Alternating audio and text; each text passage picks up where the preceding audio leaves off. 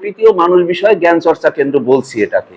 তার মানে আমরা চাচ্ছি যে আমাদের সামনে যে অসংখ্য রহস্য, অসংখ্য প্রশ্ন আছে, সেই প্রশ্নগুলোকে এখানে চর্চার মধ্যে দিয়ে, জানা বোঝার মধ্যে দিয়ে আমরা জ্ঞানের মানটা উন্নত করি।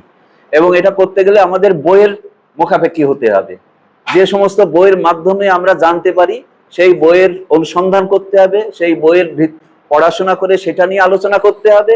আমরা এইভাবে কতগুলো বিষয় চিহ্নিত করেছিলাম এখানে মোটা দাগে।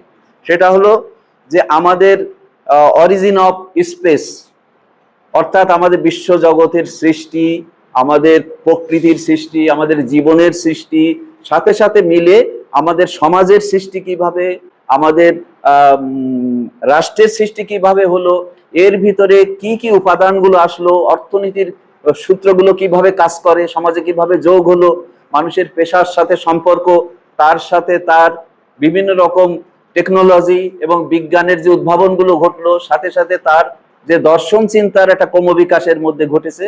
এবং এই সাথে আমাদের মানুষের যেটা পুরানো যে জিজ্ঞাসা ছিল, অর্থাৎ এর পিছনে কি আছে, কোন শক্তি কাজ করে, এই ধরনের যে মিথোলজিক্যাল চিন্তা অথবা দার্শনিক চিন্তা, এইগুলো আমাদের জন্য জানা বোঝার খুব প্রয়োজন। আমরা মনে করেছিলাম যে এইগুলো যদি জানতে পারি তাহলে আমরা বর্তমানকে ব্যাখ্যা করতে পারবো।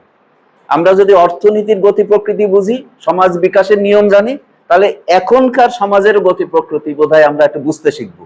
তাহলে আমাদের ওই অতীত থেকে এর ধারাবাহিকতাগুলো জানতে জানতে আসতে হবে।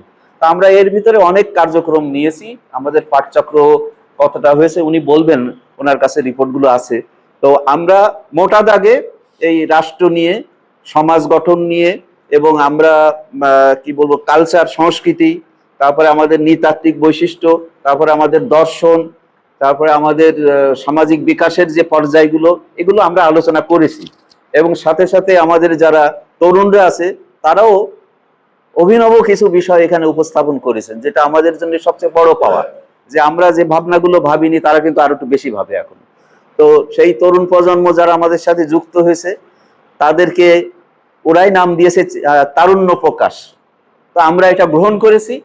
আমরা গ্রহণ করে স্বাগত জানালাম তাদেরকে, যে আমরা আমাদের চিন্তা প্রকাশেরই তরুণ অংশ হিসেবে এটাকে আমরা স্বীকৃতি দেব।